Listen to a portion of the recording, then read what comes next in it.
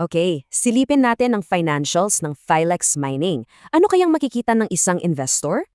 Una sa lahat, grabe, ang laki ng tinalon ng net income nila para sa 2025. At dahil kumita sila ng malaki, umangat din ang lahat, lalo na yung total assets nila.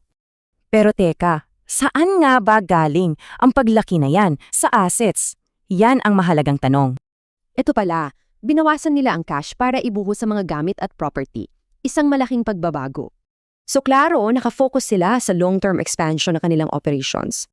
Ngayon, paano naman nila binayaran yung malaking expansion na yan? Tingnan natin. Ang sagot, galing sa utang. Tumaas ng mahigit 26% ang kanilang liabilities. At yung long-term loans nila, grabe, mahigit doble ang tinaas sa loob lang ng isang taon. So ano naman ang naging epekto nito sa parte ng mga may-ari o shareholders? Kahit lumaki ang assets, yung total equity, halos hindi gumalaw. Kaunti lang ang inangat. Pero yung magandang kita, pumasok naman sa retained earnings kahit pa nagbayad sila ng dividends. Ibig sabihin, mas mabilis lumaki ang utang kesa sa equity. Dito na papasok yung risk. Tingnan nyo to, yung babayarin nilang income tax, sumirit na mahigit 300%.